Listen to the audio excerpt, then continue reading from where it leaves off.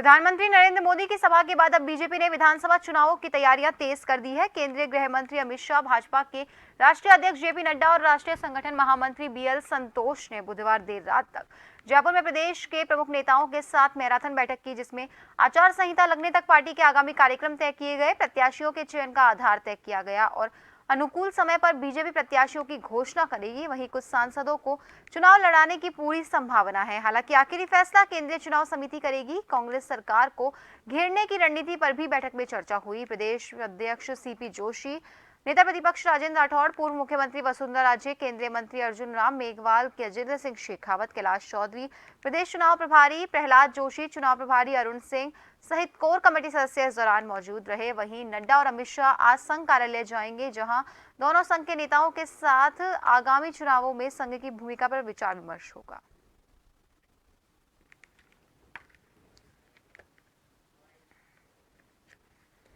Party का निर्णय तो पार्टी करेगी, ऊपर के पार्लियामेंट्री बोर्ड करेगा, ऊपर के अधिकारी करेंगे, लेकिन अभी तक इस विषय पर कोई चर्चा नहीं हुई। और जब पहली बार माननीय राष्ट्रीय अध्यक्ष जी, माननीय गृह मंत्री जी के साथ बैठे थे, सारी परिस्थितियों पर, स्थितियों पर, सब पर चर्चा हुई है। अलग अलग क्षेत्रों पर भी चर्चा हुई है, इश्यूज पर भी चर्चा हुई है, चुनाव का किस तरह के समीकरण बनेंगे उस पर भी चर्चा हुई है, वर्तमान सरकार के हालात पर भी चर्चा हुई है, वर्तमान सरकार के खिलाफ जो समाज में मुद्दे हैं, प्रदेश में मुद्दे हैं, मतदाताओं के बीच में जो इश्यू है उस पर भी चर्चा हुई है।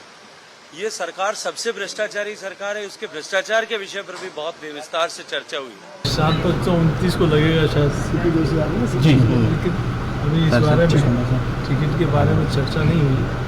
जैसे ही होगी निश्चित रूप से सबसे पहले, अगर कोई जिताऊ सांसद है और जीत रहा है और अच्छी सीट ऐसी है जो सांसद के लाए जाने से जीती जा सकती है, तो इस पर विचार किया जाएगा। देखिए पार्लियामेंट्री बोर्ड क्या निर्णय करता है। मध्य प्रदेश में इस प्रकार के निर्णय हुए हैं, राजस्थान में होते ही नहीं होते। ये नेशन फर्स्ट को लेकर काम करते हैं, विचार को लेकर काम करते हैं, कमल के फूल को लेकर काम करते हैं। तो चेहरा प्रधानमंत्री निश्चित रूप से कोई विशेष चेहरा राज्य से नहीं होगा, आपका चेहरा भी अच्छा लगेगा।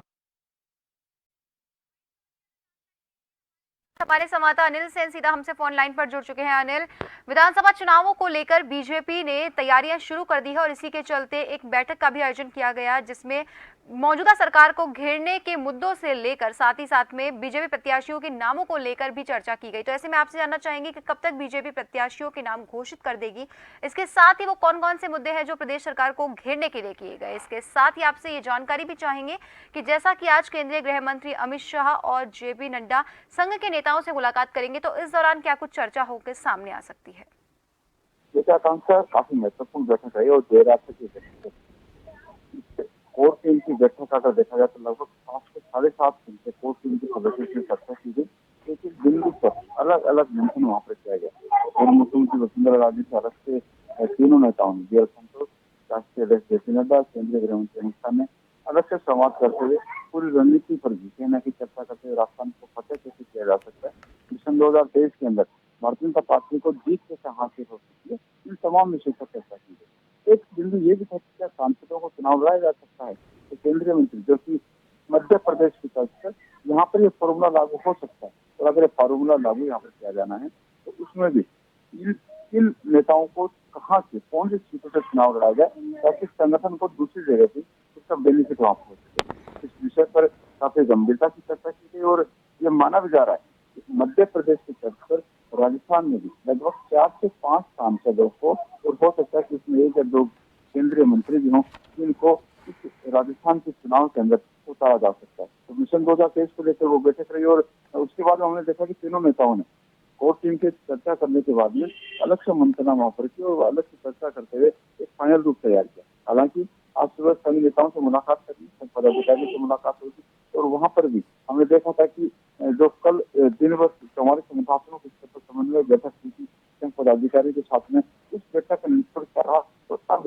मिशन 2023 के बाद संगठन की कोर टीम की बैठक के बाद संघ की क्या भूमिका हो सकती है, तो संघ की रिपोर्ट क्या है, उस पर भी चर्चा वहाँ पर की जाएगी। तो फिर यहाँ से संगठन जो आगे बढ़ेगा। लेकिन ये है कि भारतीय जनता पार्टी अमित शाह जिस तरह से अपना विजन लेके चल रही है, राजस्थान मिशन 2023 को फतह करने के लिए कांग्रेस सरकार को पूरी तरह से घेरने की रणनीति आगामी दिनों में हम देखेंगे कि प्रधानमंत्री से लेकर तमाम फायर ब्रांड जो नेता हैं भारतीय जनता पार्टी के, उनके दौरे यहाँ पर होंगे और दौरे होने के साथ साथ इस तरह के हमलावर रुख गहलोत सरकार से किया जा सकता है और जनता का मिनट अपनी तरफ से लिया जा सकता है, उनकी प्रोत्साहन जो है वो देर आ सकती गई।